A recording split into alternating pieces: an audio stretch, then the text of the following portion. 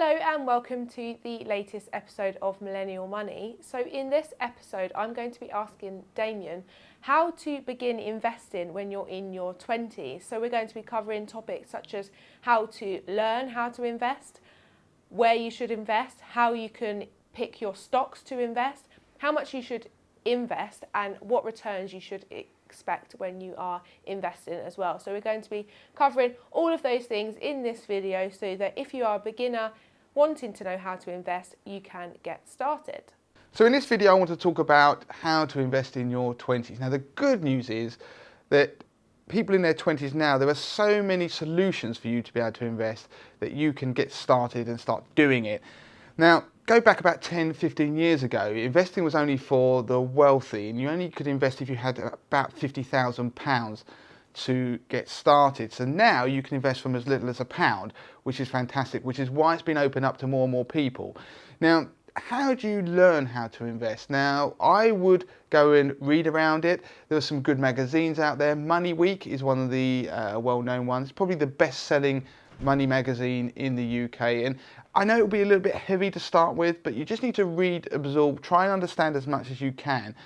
When it comes to websites, go to moneytothemasses.com, of course. We do a lot of stuff on investing, some beginner's guides. On Instagram and YouTube, we have videos where we sort of look at particular terms and explain concepts around investing. And if you're looking for a book, then The Behavioural Investor by Daniel Crosby is a pretty good one to get started. And the other thing I would suggest is join our Facebook group, because our Facebook group has quite a few posts about people talking the books that they've used to get started in investing, some money books as well. So if you go into that, it's facebook.com/groups/money to the masses. And if you search for the books tag, you will find a number of posts on there with some really good suggestions.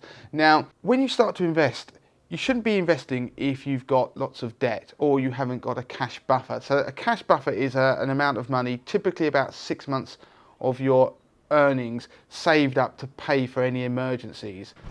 And if you have debts, you also shouldn't be investing. So you should try and pay those down before you even begin to try and invest your money. Once you're in that position where you have your debts under control and cleared, you have that cash buffer, then you can start thinking about investing. Now, the one thing I want to say is investing should be boring.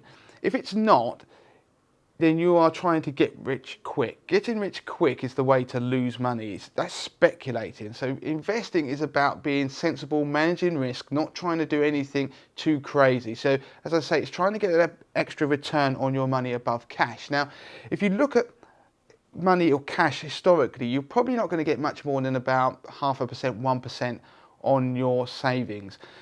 If you invest in things like shares, equities for example, then you can get as much as 5% on average a year after inflation. For things like bonds, we've done videos talking about these different concepts, so go and have a look at them.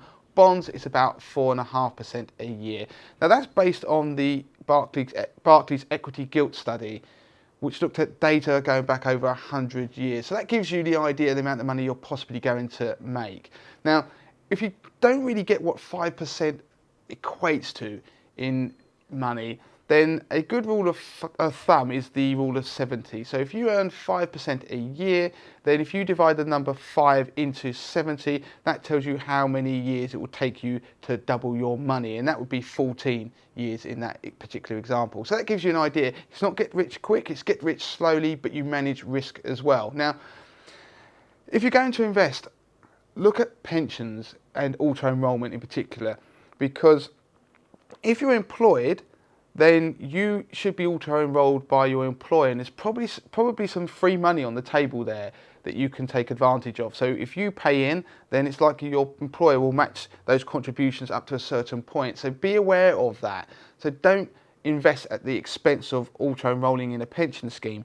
The one thing I'd also say is the first port of call then, once you've decided where you're going to invest and what you're going to invest for, what your aim is it to buy maybe a house or something in the future, or just save money for a rainy day and invest, then stocks and shares ISAs are typically one of the best ways to invest, because the money within a stocks and shares ISA, it's just a wrapper, it's like a box.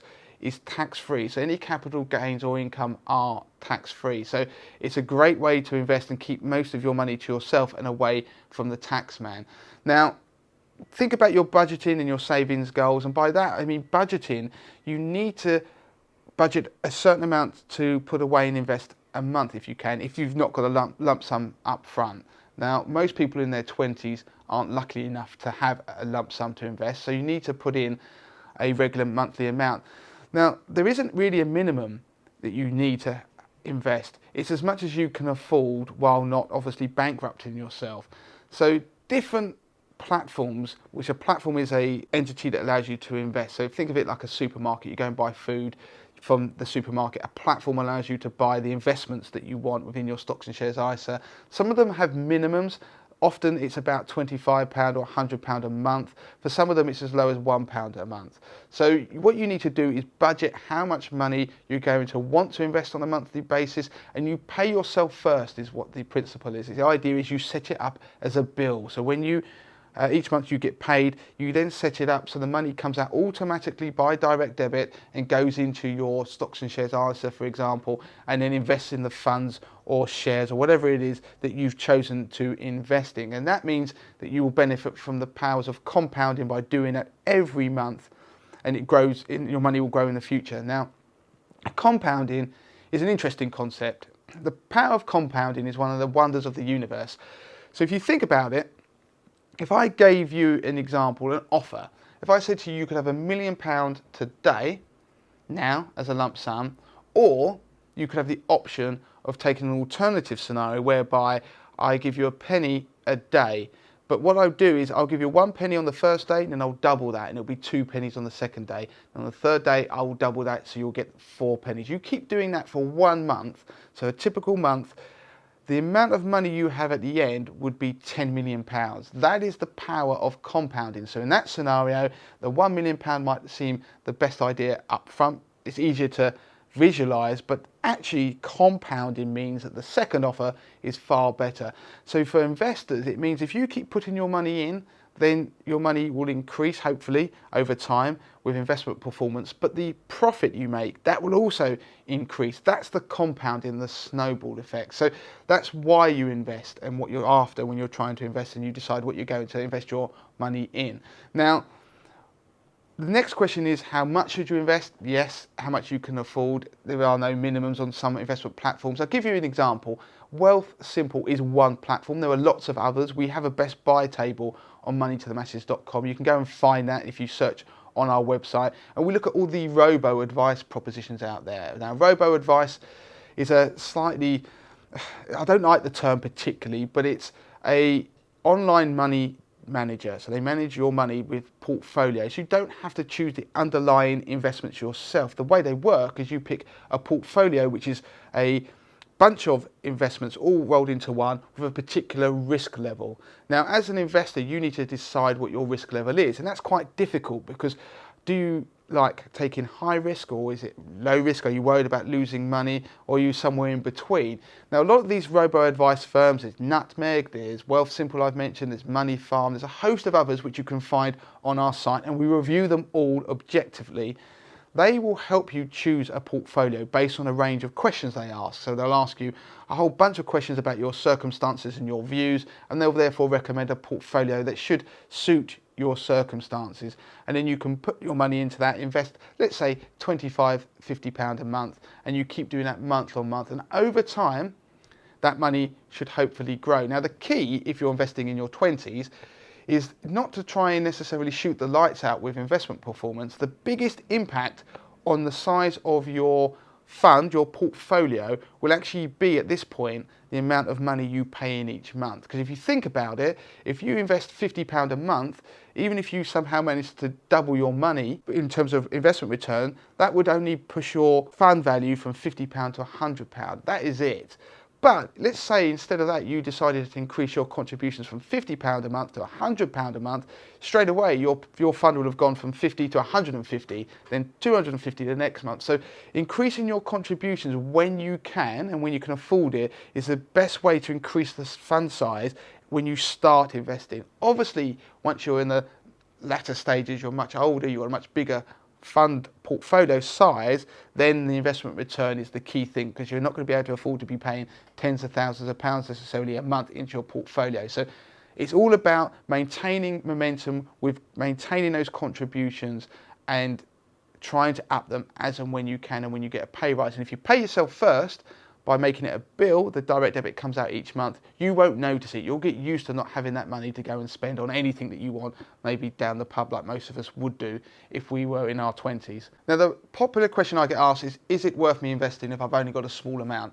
I've already touched upon the fact there are platforms or propositions out there that do allow you to invest with no minimum. So they will allow you from as little as £1 to start investing. Now, it's worth doing it because it's about getting that ball rolling. It's about starting that journey.